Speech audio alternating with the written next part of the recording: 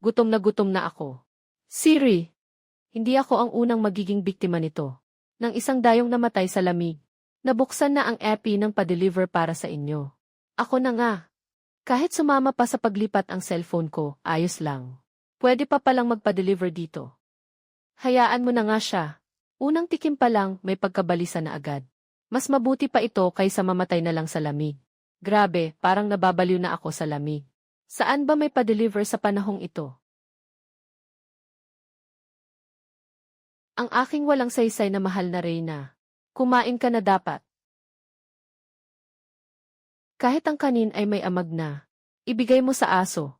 Kahit aso, hindi kakain ito. Sinadya mong ipagkait sa akin ang pagkain ko. Ayaw rin ng aso. Mahal na Reyna, kumain ka na. Nang makarating ka sa malamig na palasyo na ito. Kahit isang aso, hindi ka pa rin mapapantayan. Kung hindi ka kakain, magutom ka na lang. Sobra na ang pang-aapi. Akala mo ba talaga hihintayin ko lang ang kamatayan ko sa malamig na palasyo? Naipadala na po ang inyong pa-deliver. Pakikuha po agad ng pagkain. Ako na nga. Talagang naihatid na dito. Ang aking bonggang fried chicken bucket. Sarap. Ito ang totoong buhay.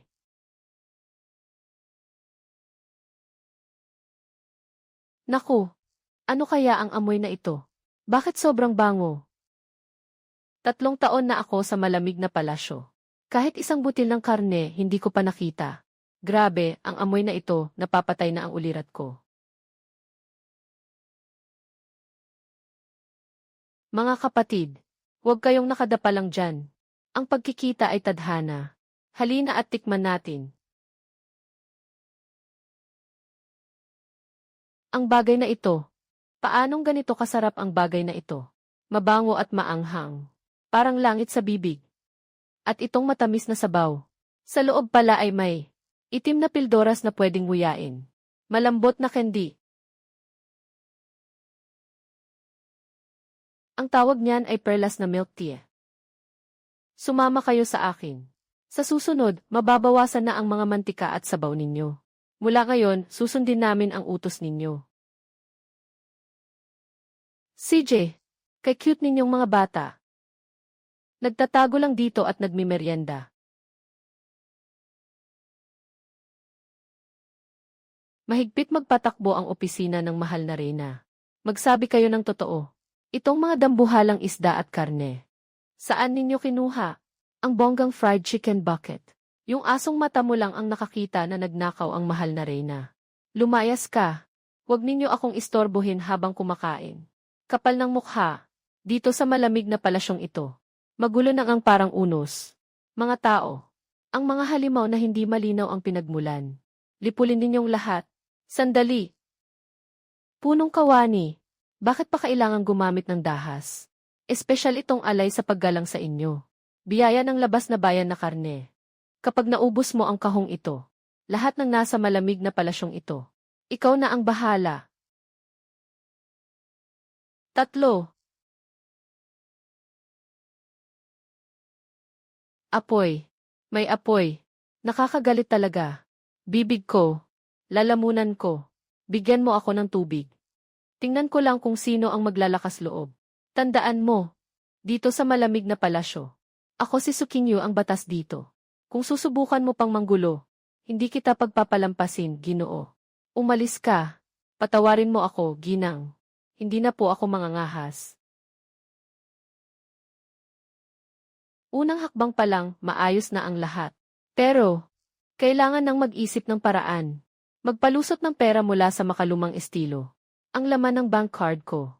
Hindi pwedeng basta ubusin.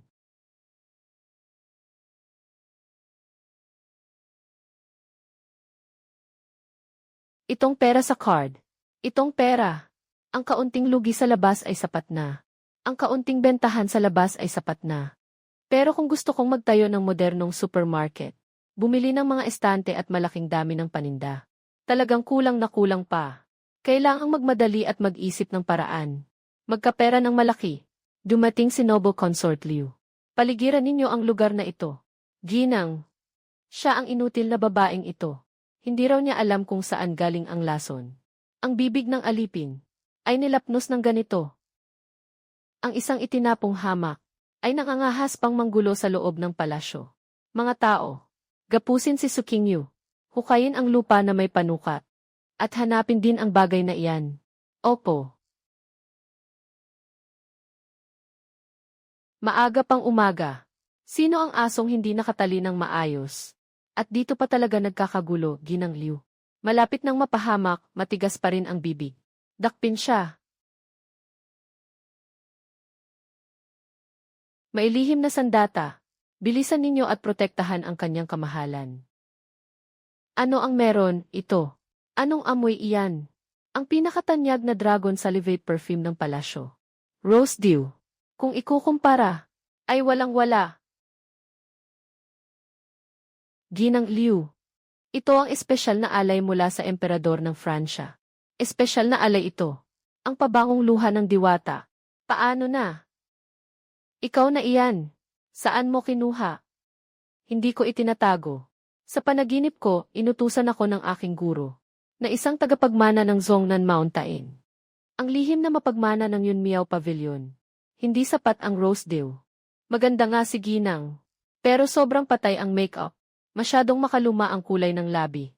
Kung isasabay pa ito sa akin. Napulbos na sariling gawa ng Yunmiao Pavilion. At purong makeup ang ilalagay.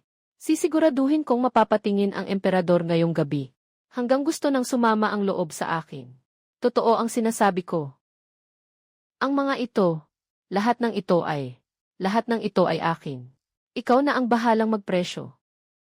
Mga produkto ng Yunmiao Pavilion. Tanging yaong may ugnayan lang ang tatanggap. Dalhin mo na. Ang lahat ng ito ay ibibigay ko sa iyo. Sapat na ba? Bilisan mong kunin ang pabango. At ang mga pangkulay na iyon. Ibigay mo sa palasyong ito. Makipagkalakalan. Mga kapatid. Pahira ng kolorete ang ginang na may dugong bughaw. Puro dekalidad na paninda ang mga ito. Kailangang kunan ito ng larawan at i-post sa social media. Matagumpay ang pag-reload. 80,000. Anong kalokohang pag-ibig ng emperador? Saan ka makakakita ng asawa na masayang magpatakbo ng negosyo? Magsisipag na lang ako habang buhay. Ako, tama lang ang mga sinabi ko. Nagtatrabaho ako ng ubus kaluluwa.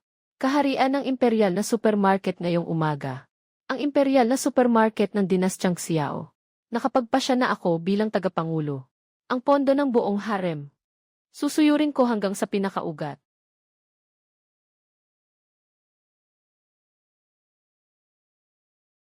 Mahal na emperador, gabi na. Kumain muna kayo ng bird's nest at magpahinga. Mahal na consort, parang may bago yata ang suot mo ngayon. Ang mabangong amoy na nasa iyo, elegante at kakaiba. Hindi karaniwang dragon salivari na pabango sa palasyo. Hindi ko alam kung anong klase ng pabango iyon. Magaling ang alaala ng emperador. Nakuha ko ito mula sa malamig na palasyo.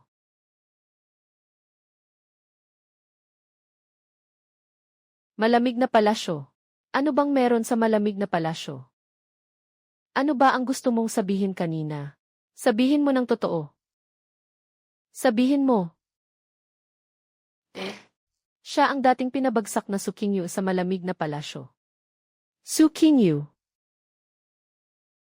Baka may kung anong salamang ka siyang ginamit at gumawa ng mga kakaibang pabango para mangakit ng mga tao sa harem. Palihim na ibinebenta. Iyong lingkod. Nagtaka lang po ang inyong lingkod. Kaya po ako nagsiyasat ng kaunti. Kaya pala siya. Noong 3 taon na ang nakalipas. Ang dating pinabagsak na reyna na pinarusahan dahil sa kasalanan ng kanyang angkan. Tanda ko, noon ay hindi pa siya kailanman nakita. Kaya agad siyang ipinag-utos na ikulong sa malamig na palasyo. Isang mahina at api na babae sa malamig na palasyo. Sa kanyang kamay ay may mga pambihirang bagay na kahit sa tanggapan ng imperyo ay hindi makakagawa. Sukingyu. Kung talagang may ganyan siyang mga pambihira, bakit pa niya kailangang itago noon? Gusto ko ngang makita kung ano ang ginagawa niya sa malamig na palasyo. Talaga bang may binabalak siyang kakaiba?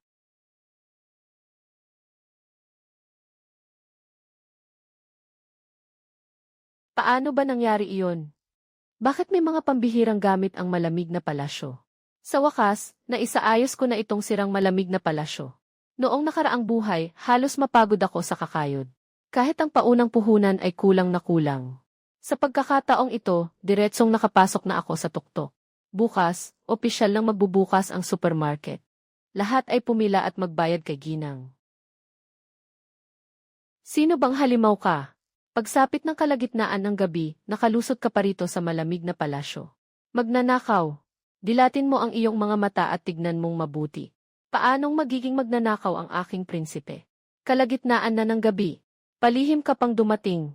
Kung hindi magnanakaw, ano ka pa? Ano ito? Bakit sobrang lamig? Parang yelong bato. Mukha kang ang gwapo. Mga 10 layang ng pilak. Siguradong hindi ka titira. 10 layang ng pilak. Baka gumagamit ka ng kung anong salamang ka. Kinuha mo itong bloke ng yelo para lasunin at patayin ako. Kakainin mo o hindi. Kung ayaw mong kainin, ibalik mo sa akin. Sa ganitong kainit na panahon, wala niyan sa palasyo. May ganito palang mahiwagang pampalamig sa mundo. Malamig at matamis, mas masarap pa kaysa sa lahat ng mamahaling putahe sa mundo. Itong mumunting piraso ng yelo, talagang may kakaibang dating. Wala akong dalang pilak ngayon. Itong palamuting jade ang ipambabayad ko sa ice candy mo. Grabe, purong natural na pinakamataas na uring Haitian jade. Boss, ang bongga mo. Ang babaeng ito ay may kagandahang walang kapantay. Ngunit ang kilos niya ay lubhang naiiba sa karaniwan. At sa loob ng malamig na palasyo, may ganito pang mga kababalaghan. Tiyak na isa siyang diwata ng soro na nag-anyong tao. Titingnan ko nga, kung ilan pa ang salamangka ng babaeng demonyang ito.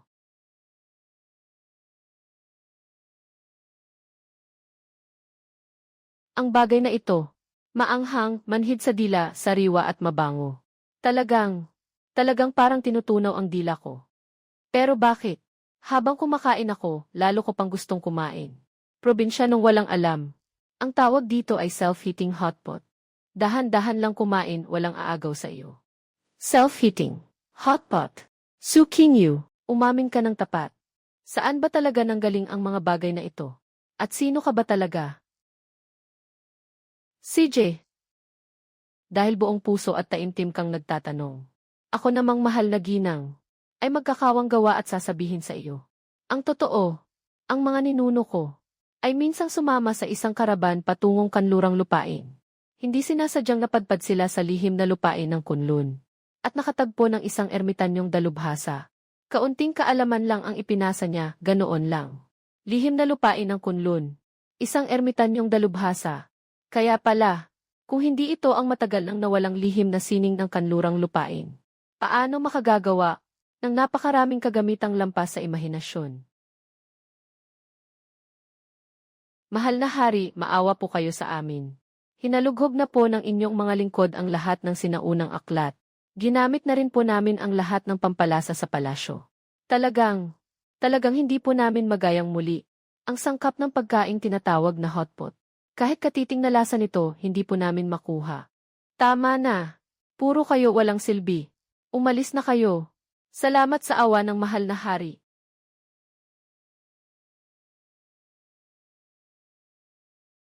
Ihanda ang karaniwang kasuotan. Sumama kayo sa akin. Pupunta tayong muli sa malamig na palasyo.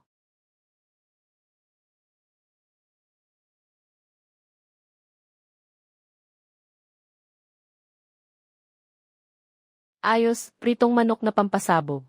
Pritong manok na pampasabog. Malaking sponsor ko. Ang kabuang gastos mo ngayong araw ay 280 tael ng pilak. Dahil suki ka na, bubuin ko na lang 300 tael ang singil ko.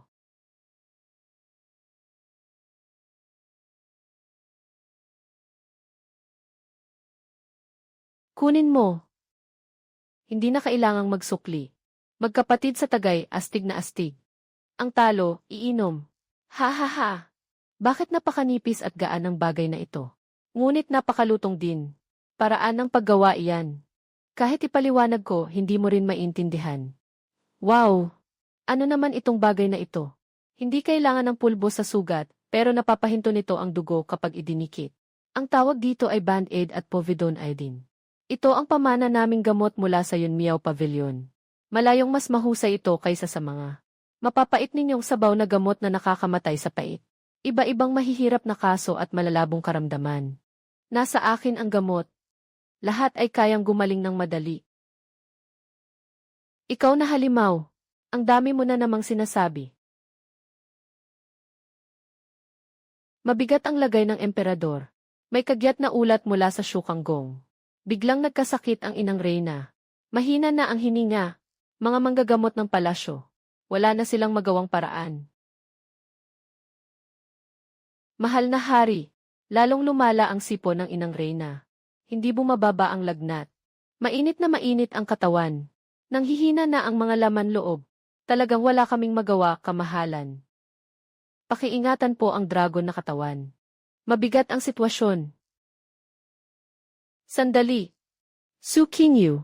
Iba-ibang mahihirap na kaso at malalabong karamdaman. Nasa akin ang gamot. Lahat ay kayang gumaling ng madali. Ipasa ang utos ko. Dalhin agad si Su Qingyu sa malamig na palasyo. Ang pinalitang dating emperatrice na si Su Qingyu ay papasukin sa Shukanggong upang gamutin ang inang Reyna. Ang dating emperatrice na si Su Qingyu ang gagamot sa inang Reyna. Mahal na hari, si Su Qingyu ay isang pinalitang dating emperatrice at hindi man lang bihasa sa medisina. Paano po ninyo? Paano po ninyo? May pagkakatiwala ang mahalagang katawan ng inang Reyna sa isang babaeng nakakulong sa malamig na palasyo. Tama po, mahal na hari. Ang hakbanging ito ay lubhang di dapat. Pasya ko na. Kung wala nang mas mabuting paraan, hayaan si Su Qingyu na subukan sa palasyo. Hindi pa naman. Sa kalagitnaan ng gabi, bilisan ninyong tumakbo. Ay! Ako!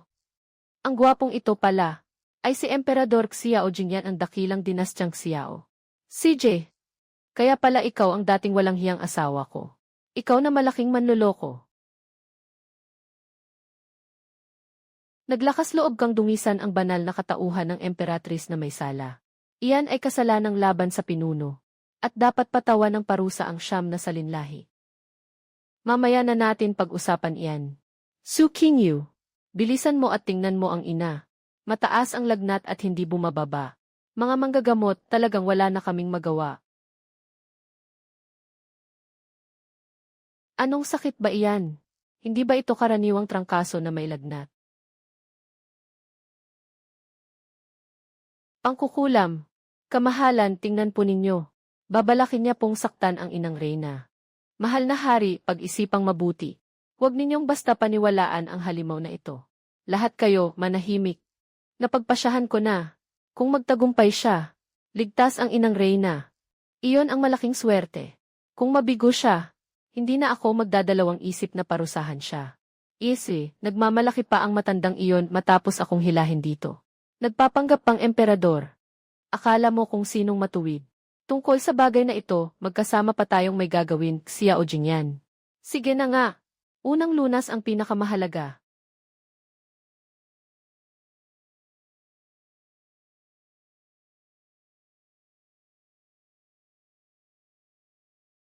Ngayon, ipapakita ko sa inyo. Mga mangmang na ito, magbukas ng mata. Tingnan ninyo kung ano ang tawag. Sa tunay na mahiwagang gamot. Kakaibang pildoras ang itsura nito. Mukhang malaswa at nakakasilaw. Ilang dekada na akong nagdadalubhasa sa medisina bilang lingkod. Hindi pa ako nakakita ng ganito kagaling na gamot. Ang tawag nito ng kaisarian ay lasong halimaw. Huwag na huwag ninyong hahayaang inumin ito ng ibuong Reyna. Wala akong kakayahan sa aking negosyo. Ang sabi ko, lason ang gamot ni Mama. Hindi gumagana ang medisina. Pero mabilis pala magdulot ng kabag. Mas mabilis pa sa takbo ang ipot. Ayos. Bagamat kakaiba at pambihira ang batong gamot na ito. Pero nakita ko na dati ang medisina ni Qingyu. Talagang may himalang epekto. May tao. Alagaan ninyo si Inang Reyna sa pag-inom ng gamot. Mga kalahating oras na lang. Sisiguraduhin kong bababa ang lagnat. Dumating na ang kalahating oras. Talagang wala ng lagnat si Ibuong Reyna. Ubo. Jingyan. Ama, ano po ang nangyari rito? Bakit pakiramdam ko ay gumaan ang katawan ko ng husto? At hindi na rin mainit?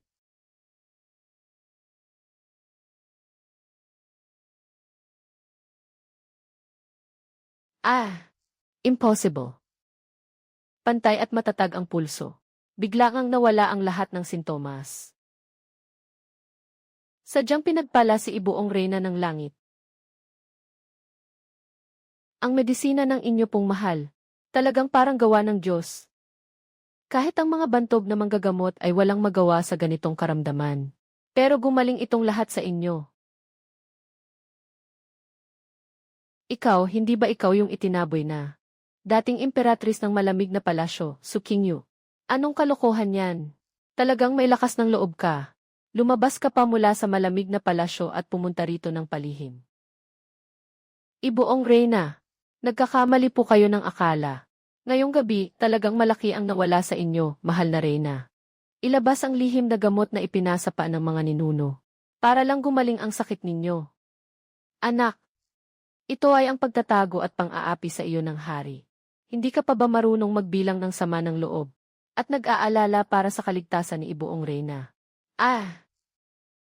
Mabigat po ang inyong sinabi, Ibuong Reyna.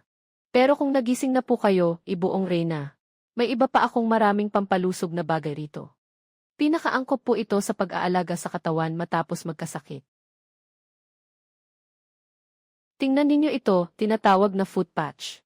Idinidikit sa talampakan sa gabi para makatulong maglabas ng lason at makatulog ng maayos. Ito naman ay electric massager. Isabit lang sa leg. Otomatiko nitong minamasahe ang mga buto at kalamnan ninyo. At ito pa, sariwang gatas. Para sa dagdag na calcium. Mas iniinom, mas nagiging bata. Ang galing.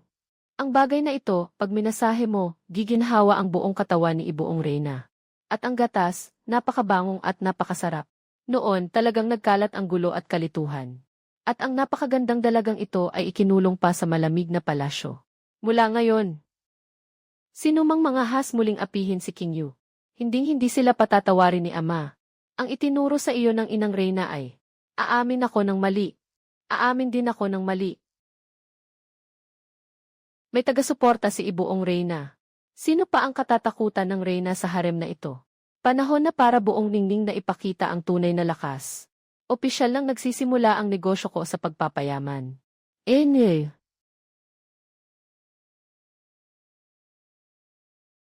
Silipin natin. Supermarket ng malamig na palasyo ng kaisarian. Opisyal na pagbubukas. Inilulunsad na ng supermarket na ito. Ang premium na membership. Hindi tumatanggap ng salapi. Ginto pilak perlas hiyas at mamahaling gamit lang ang tinatanggap.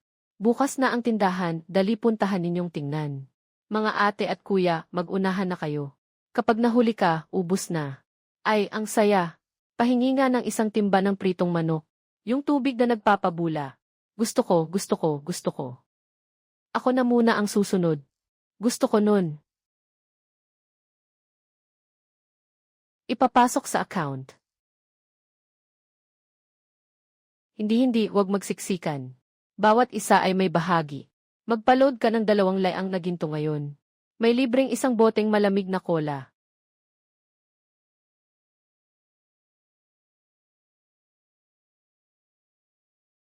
Uy, dumating ang mahal na hari. Talagang pinapasikat ang aking tindahan. Ano ang bibilhin ninyo? Bukas na lang kayo pumila. Walang pribilehiyong daanan dito sa tindahang ito. King Yu, batid ko noong mga nakaraang araw. Ang pagtatago ng iyong pagkakakilanlan ay pagkakamali ko. Ako rin ay, upang alamin ang tunay na anyo ng mahiwagang bagay na ito. Tumigil kayo. Ngayon ay espesyal kitang dinala. Mahal na hari, ikaw ang dakila sa lahat. Itatago ko man o hindi, akin itong kalayaan. Ang gusto ko lang ngayon ay maayos na patakbuhin ang supermarket. Para sa Ibuong Reyna at sa mga ate ng palasyo. Magbigay ng dekalidad na serbisyo.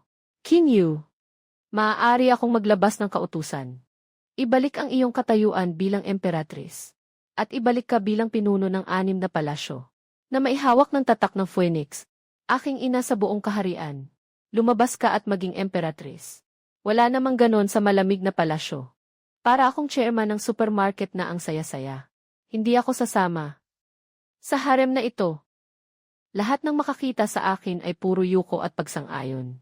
Ni hindi nila magawang humingi ng kaunting pabor ko. At siya lang ang tumangging tanggapin ang posisyon ng emperatrice. Kay gaan ng puso at walang pagkahumaling sa kapangyarihan. Isang natatanging babae na taliwas sa karamihan. Hindi ako bibitiw ng basta-basta.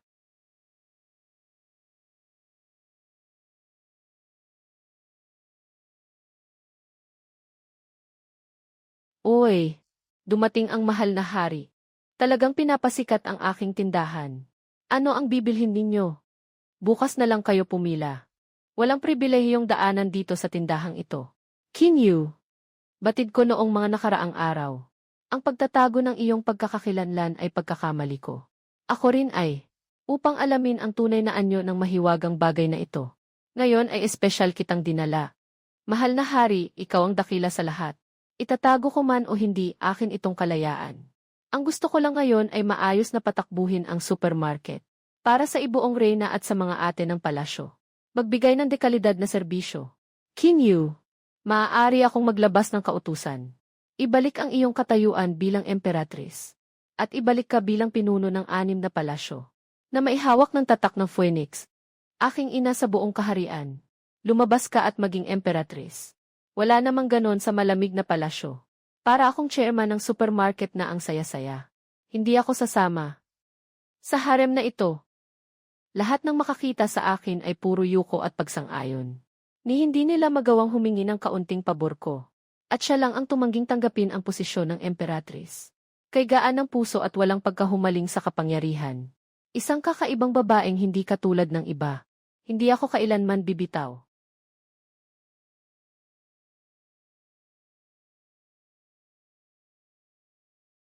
Bakit siya, na isa ng dating reyna?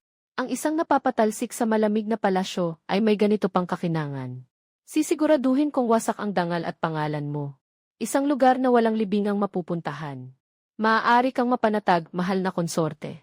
Ito ay pawang malalakas na pampalabnaw lamang. Ang pag-inom nito ng kaunti ay magpapanghina sa buong katawan. Matamlay at walang sigla. Parang nalason na parang tinamaan ng kakaibang halimaw na malubhang sakit. Kapag tayong lahat ay kapit tuko sa umagang hukuman. Ang mga paninda niya sa malamig na palasyo ang mailason. Kahit may malasakit ang emperador sa kanya, hindi rin ito mapipigilan ang bulong-bulungan ng buong kaharian. Makalangit na kamahalan, hinihiling ko na ipagkasundo ninyo ang aking kapatid na babae at ako. Ang mga ate at ading nasa harem ang siyang nagdedesisyon, ha? Si Sukinyu ay nang aakit at nililinlang ang lahat sa malamig na palasyo. Ang mga panindang iyon, puro pinsala at sakit lang ang dala. Mga lasong panira na gumugulo sa buong kaharian. Dalhin dito. Bigyan ng gantimpala ng ginto. Mula pa noon, ang patatas na binebenta ni Ginang Su sa malamig na palasyo. Gusto lang kainin araw-araw. Kapag isang araw hindi nakakain, parang nanghihina ang buong katawan. Kahit ang kanin ay hindi bumababa sa lalamunan. Kahit matulog, hindi rin makatulog ng maayos. Ganyan din ako. Nang ininom ko ang kanyang soda. Parang sinasapian ako ng demonyo. Puno ng kakaibang lasa ang ulo ko. Sabi ng mahistrong manggagamot, ito raw ay pagkalaso ng lasong pangmanggagaway. Kung kakain pa ako niyan, manunuyot at mamamatay ang aking sigla dahil sisipsipin iyon ng halimaw na iyon. Makalangit na kamahalan. Ako po ay nakapagpasuri na sa mga nakapulsuhan. Sobra ang epekto ng pulso ng mga ito. Naubos ang sigla ng 5 loob at mga ugat. Tunay ngang bihirang lason ito. Ngayon, higit 10 babae sa harem. At mga eunuko ang nagpakita ng kaparehong sintomas. Itinatago ni Sukinyu ang masamang balak. Si Sukinyu ay dapat bitayin agad sa harap ng lahat. Kasama ang lahat ng bagay sa malamig na palasyo, mga halimauman. Upang maiwasan ang kapahamakan sa hinaharap. Makalangit na kamahalan, pakiusap po, agad na ipapatay ang demonyang babaeng iyon. Bilang babala sa iba.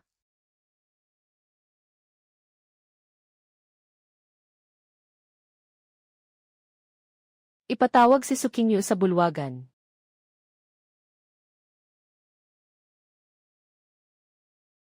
Bakit niyo ako agad pinapatawag ng maaga pa lang? Bukas ang aking malamig na supermarts, may malaki kaming salubong na promo ngayon. Ubos na ang mga ice drink at mapapait na paminta kong paninda. Busy pa ako dito. Su Qingyu, lihim kang nagluto ng lason. Para saktan ang harem. Ebidensya na, malinaw na malinaw. Hindi ka pa ba luluhod at aamin? Hindi ba kayo nagkakamali, mga tanda?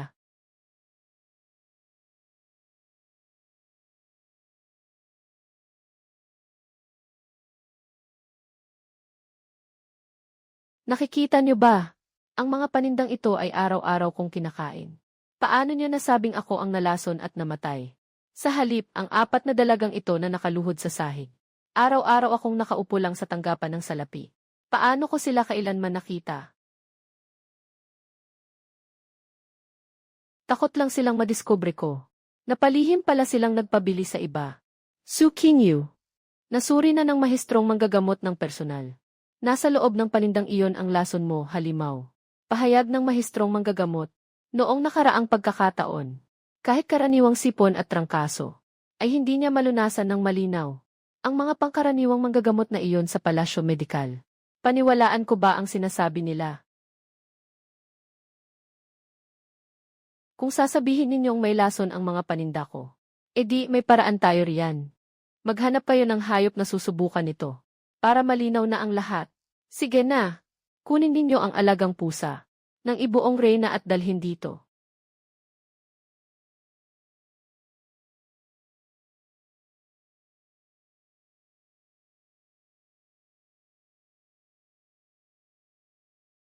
Nakikita ninyo na, di ba?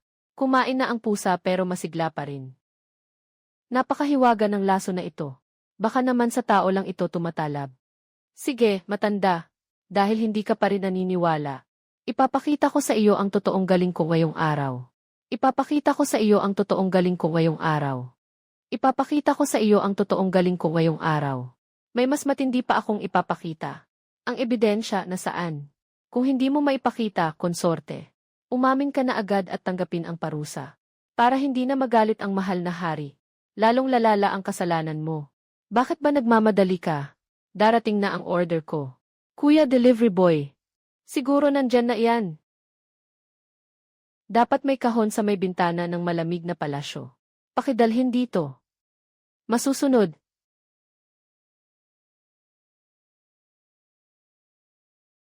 Ito ay isang mahiwagang kagamitan. Mula sa mga bayani ng nakaraan.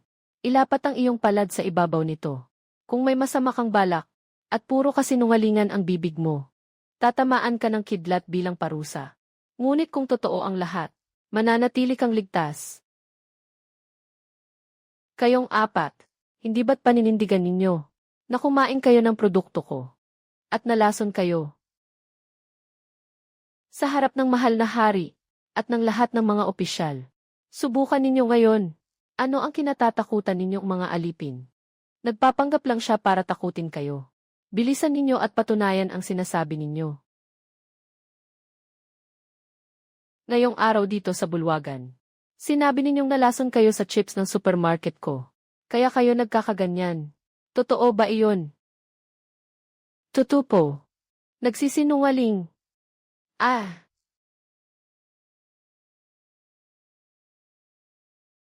May kidlat.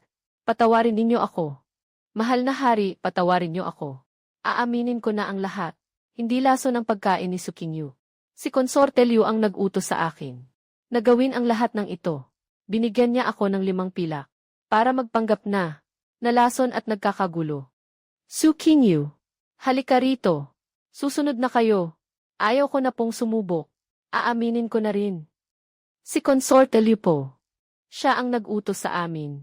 Mahal na hari, patawarin ninyo ako. Aamin na po ako. Lahat ng ito ay kagustuhan ni Consorte Liu. Inutusan niya akong gumamit ng gamot para magmukhang nalason. At palabasing si Su Qingyu ang may sala. Mahal na hari, maawa po kayo. Napakawalang hiya mo, Liu. Naglakas loob kang manipulahin ang Imperial Hospital at magpakalat ng kasinungalingan tungkol sa lason. Para lang manira ng ibang tao. Wala ka ng kinatatakutan. Ipagkait ang lahat ng titulo kay Liu. Ipakulong siya sa liblib na bahagi ng malamig na palasyo. Walang puwang ang kalahating hakbang sa habambuhay. Ayos na ayos. Agad na si Bakin sa pwesto. ipatapon sa malayong hangganan. Bilisan ninyo. Kapag gabi na, wala nang paninda. Ang mga ito, pati sa pusa ng emperador, agawan sa kain. Bigyan ninyo ako ng 5 kahon ng masayang inumin. Iinom ako ng isang bagsakan. Tutulungan ko ang aming Diyosa na magpalod. 2,200 pilak. Bibili ako ng potato chips at fairy beans. Huwag ninyong agawin sa akin. Ginto. Sakto lang na ginto.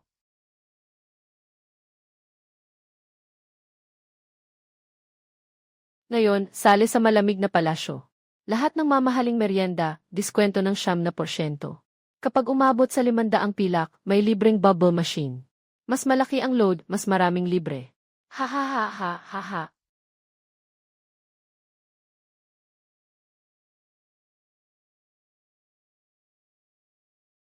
Ang sugo ng kaharian ng BD ay dumating ng hindi inaasahan. May dalang ilang dosenang mandirigma. May pasan na malaking bato at biglang pumasok sa tarangkahan ng palasyo. Sinabing may mahalagang mensaheng ihaharap. Ipahayag.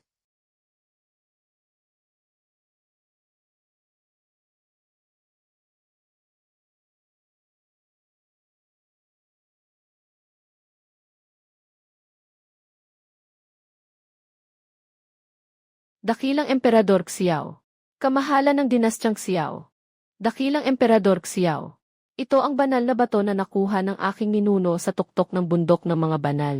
Nagmumula sa Diyos na tabletang mula sa langit. Hindi tinatabla ng talim. Hindi dinadaluyan ng apoy at tubig. Tanging ang tunay na kaharian ng dakilang Dinastyang Xiao. Ang may kakayahang tumanggap ng basbas ng langit. Iwan ninyo ang tatak. Saliksikin ninyo ng mabuti ang mga talento ng dakilang Xiao. Ang mga talento ng Dinastyang Xiao ay pawang mga dalubhasa.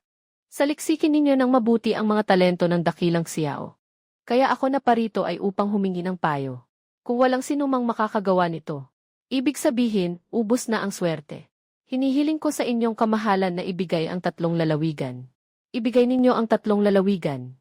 Kung hindi, sa susunod na buwan, ang aking 1,000,000 kabalyerong bakal ay tiyak na sisirain ang tarangkahan.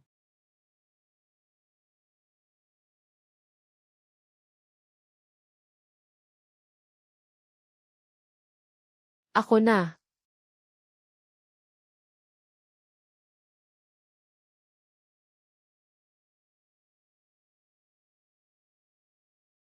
Kalokohan. Anong Diyos na ba to? Sinadya ninyong hanapin ang gulo. Alam ninyong walang makakaukit nito. Para lang magpasimula ng digmaan. Naghahanap lang ng dahilan para lusubin ang imperyo. Ngayong walang tao sa Xiao. Handa na akong magpasakop at ibigay ang lupa. Ang Diyos na bato mula sa langit. Baka isa rin itong pambihirang bagay mula sa kanlurang mga lupain. Lidkwan. Pumunta ka agad sa malamig na palasyo. Tanging siya ang posibleng makakakilala sa pinagmula ng batong ito. Baka may paraan pa para mabasag ito.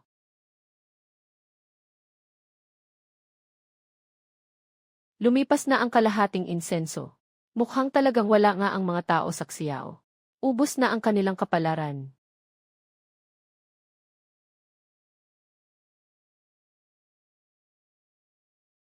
Maaga pa, pinatawid na nila ang kaluluwa. Ang aking supermarket sa malamig na palasyo. Grand opening ngayong araw, may malaking pasabog. Ang bagong dating na 1 kahon ng masayang inumin. Naghihintay pa sa tarangkahan ng palasyo para maibinaba ang paninda. Baliw na babae. Talagang wala ng tao sa Xiao. Kaya nagpadala pa ng dating reyna ng malamig na palasyo. Para magkunwaring banal at magpanggap na maihiwaga.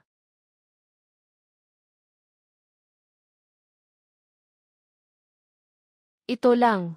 Isang tipak ng malaking bato. Itinuturing ninyo na itong kayamanan. Talagang mga probinsyanong wala pang nakikitang mundo. Kung talagang nakikilala ninyo ang bagay na ito. Kung tunay kang nakakakilala sa bagay na ito. Kung talagang nakikilala ninyo ang bagay na ito.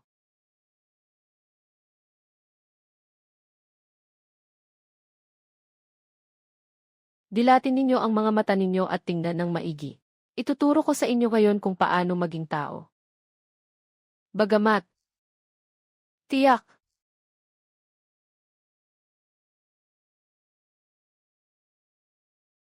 mga pambihirang kasanayan ng kaharian.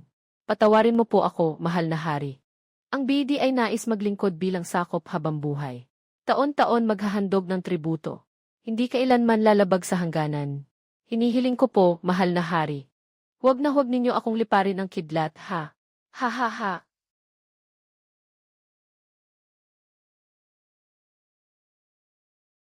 Hindi pwedeng magsimula ng gulo. May banal na tagapagtanggol ang kahariang Xiao. Isang kislap lang. Maupos agad ang mga batong Diyos at magiging alikabok. Kapag tinamaan ang isang tao, sandali lang magiging abo na agad. Agad na kanselahin ang lahat ng planong pandigma. Ang ginto, pilak at mga hiyas sa imbakan ng bansa. Ipakarga ninyong lahat sa mga kariton. At muling magpadala ng sugo sa dakilang Xiao para makipagpayapaan.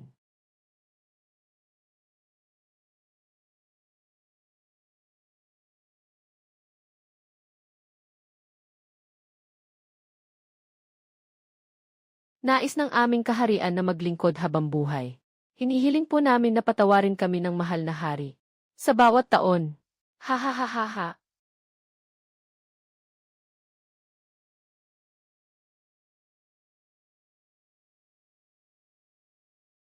Ah, ah.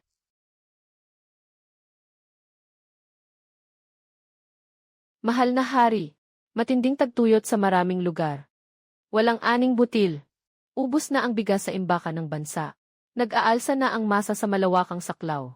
Ang mga lupain ng dakilang Xiao ay nagugutom na. Nasa bingit na tayo anumang oras. Ginang Su. Masama na ito. Matinding tagtuyot sa labas ng palasyo. Gutom na ang 100,000 mamamayan. Ubus na ang bigas sa imbakan ng bansa. Kayo at ang buong hukbo at mga opisyal ay nasa bulwagan ng katahimikan. Parang lahat ay nalagas ang buhok sa sobrang alala. Talagang may utang kayo sa kanila mula pa sa nakaraang buhay. Kalimutan na natin. Kapag wala ng pera, kita na lang ulit. Nakasalalay ang buhay sa langit.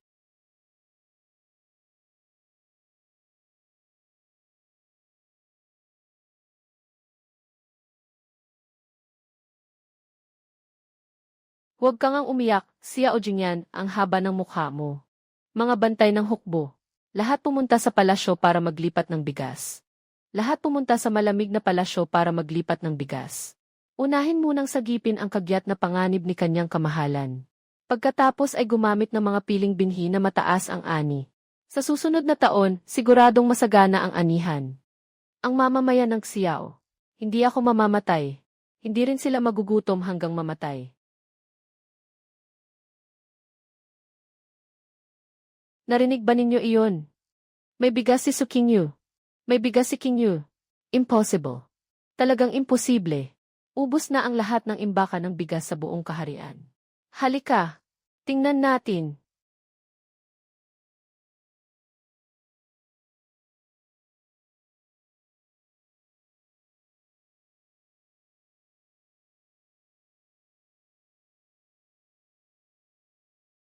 Bigas. Bigas nga talaga. Ha ha ha. Mahal na hari. May pag-asa na tayo. Naligtas ang sambayanan. Ha ha ha. Ano ang tinitingnan ninyo? Hindi pa ba kayo nakakita ng bigas? Bilisan ninyong kumilos at magbuhat. Unahin ang dalhin ang mga pang-emerhensyang supply. May 100 tonelada ng dekalidad na binhi sa likuran.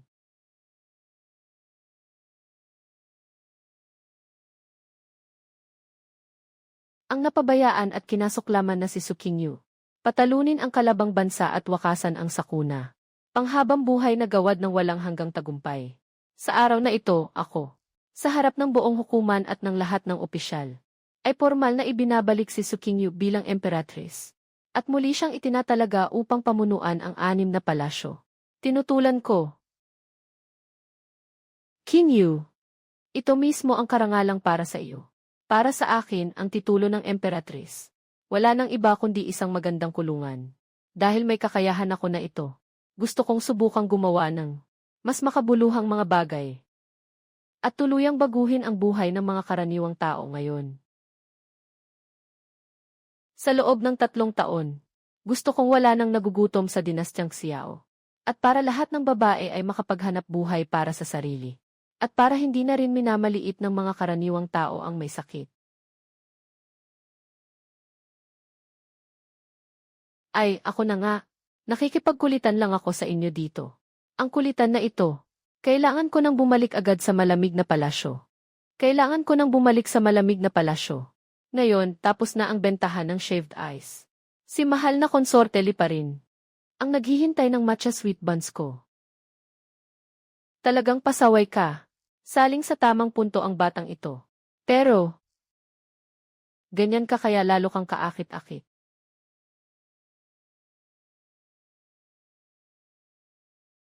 Masaganang 6 taon-taon. Sa wakas ay namuhay ng payapa at maaliwalas ang mga karaniwang tao. Araw ng matatag na pamumuhay. Libre ang gamutan at gamot sa Himin Clinic. Pinangangalagaan ang kalusugan ng mga karaniwang tao. Ang paggawaan ng mga babae ay tumutulong sa mga babae na matuto ng sining at maghanap buhay. Umaasa sa sariling sipag para sa matatag na buhay. Si Xiao Jingyan lang ang nakakaalam. Ang kasaganaan at katiwasayang ito ay pawang bunga ng pagsisikap ni Su Qingyu. Salamat, Qingyu. Sa nakalipas na 3 taon, dahil may ikaw, nagkaroon ng dakilang Xiao ng ganito. Ng masaganang panahon at kapayapaan na mananatili sa maraming salinlahi. At ang mga karaniwang tao ay tunay nang namumuhay ng maayos. Alaynan. Salamat pa ba sa akin? Ginagawa ko rin ito para sa sarili ko. Ngayong may pera na ang mga karaniwang tao, mas maayos ang takbo ng negosyo ng supermarket ko. Pero sa totoo lang, binabago ng teknolohiya ang buhay. Sa paggawa lang kikilalanin ang tunay na halaga. Kailangan masipag man ang lalaki o babae. Pantay-pantay ang lahat. Kapag may malasakit lang sa buong mundo, saka palang tunay na magagamit ng mga karaniwang tao ang sariling halaga. At saka palang magiging tunay na malakas ang isang bansa.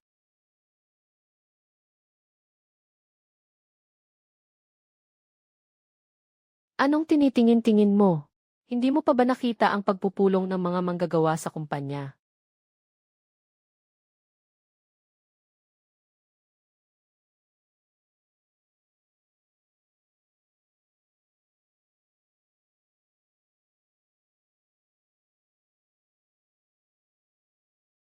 Nagpapanggap lang akong may ginagawa. Su Qingyu, huwag mong iwan ang telepono. Makinig ka. Ako ang ikaw 50 taon mula ngayon. Akala mo ba, na binago mo na ngayon ang kapalaran ng dakilang Xiao? Mali ka ng husto. Ang modernong teknolohiyang ipinakalat mo ay nagamit at nagpasiklab ng matinding digmaan sa mga kaharian. Pagkaraan ng 30 taon, tuluyang naglaho ang dakilang Xiao. Namatay si Xiao Jingyan sa pader ng lungsod sa digmaan. Ako lang ang nagbantay sa lugar na ito. Isang lungsod ng malamig na palasyo. Hindi tumatanda at hindi namamatay. At namuhay sa matinding hirap ng 50 taon. Ginugol ko ang buong buhay ko. Bago ko pa masira ang telepono. At ang kakayahan nitong makipag-ugnayan sa ibang panahon. Sa susunod na buwan, darating ang prinsipe ng Beichu sa ngalan ng kasunduang pangkapayapaan. Bilang sugo ng dakilang Xiao. Ang tunay niyang pakay ay pumasok sa malamig na palasyo. At nakawin ang mga teknik na dokumento. Kahit anong mangyari, huwag ninyong hayaang makatakas siya.